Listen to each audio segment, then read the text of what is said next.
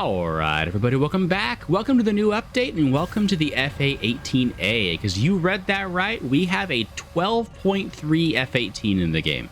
I don't know why you'd want to use the top tier one when you can abuse 11.3s with it. So to start off with, I want to look at the differences between this one and the premium one, at least when it comes to ARB. The first thing is they have the exact same IR missile kit. Both get access to the A-9L as their best IR missile. If you've used this before, you'll know it's a very standard missile for this tier.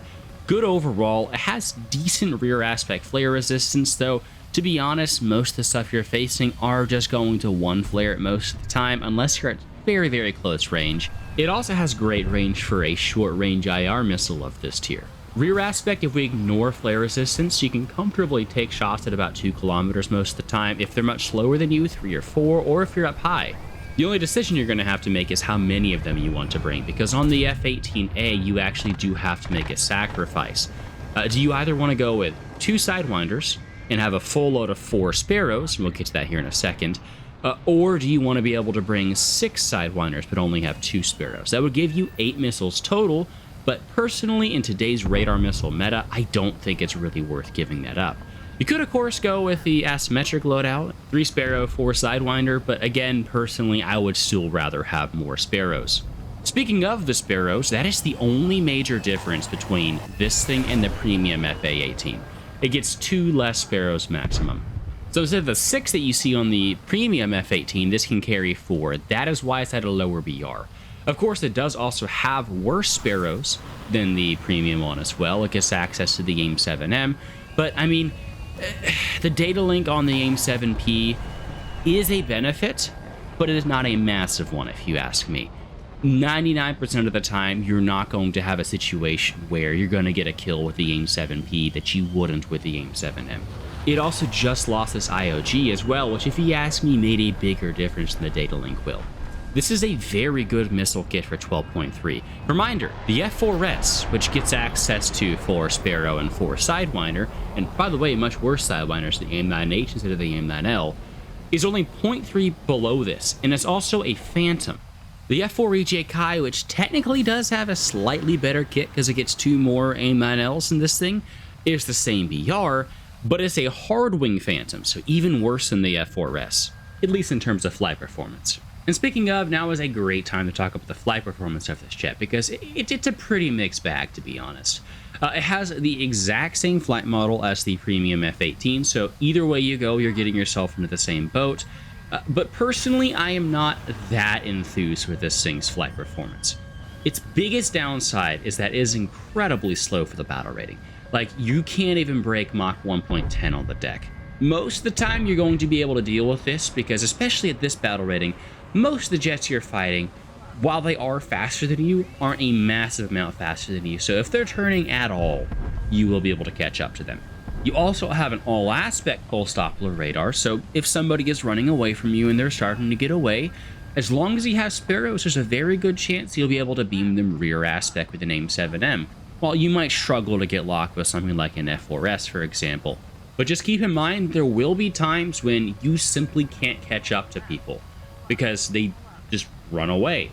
The other major thing is that, of course, as you know, the F-18 pulls a lot of AOA, and while it is doing that, it bleeds a ton of speed. Once you get down below around like Mach 0.8 or something, when you hold elevator, you lose all of your speed in a couple seconds. This can let you get position and get a snapshot off, and you do have a Vulcan mounted in the nose, so this is going to be incredibly easy to get shots off with. But it also means that in the situation where you're fighting somebody that has better energy retention than you, like, say, for example, the F-16, you are going to lose incredibly quickly. This is one of those jets where if you get into a dogfight, you need to win fast, because if it lasts for a while, you are going to be in a very bad position, especially if you're having to fight more than one person. The jet does have good acceleration, and so if you get the chance to extend, you'll probably be fine, but there have been several situations where I got caught out with multiple enemies and I simply died because I was just so slow. Overall, I would say most of the jets you see in your lobbies, you should feel comfortable dogfighting. And the reason I say that is because this thing's Matchmaker is excellent. It's at 12.3. Most of my games, I was getting 11.7 to 12.7. Now, sure, it's not a full down tier and I wasn't bullying F4Es every game, But that still means I'm getting into games with MiG-23MLs that don't get a launch warning indicator, F4S players, which also don't get launch warning, and, well, they're F4S players. Also very easy to hit rear aspect with A9Ls. And you probably noticed, but most of the stuff that I've been killing, I easily outclass in basically every single way. Being at 12.3 also means that in the chance that I do get a full up tier, the absolute worst stuff that I can face are the 13.3s, like, say, for example, the JF-17 or the MiG-29 SMT. Not stuff like the F-15C, the J-11B, the SU-27 SM. You might be starting to see where I'm going with this. This thing is in the perfect position to just kind of seal club. I wouldn't say this is the best 12.3. Like, if you gave me this, or if you gave me the F-16 Block 10, or the Mirage 2000 CS4, I would probably take those over that, just because I feel like they're more survivable overall. They're more equipped to deal with multiple enemies at once.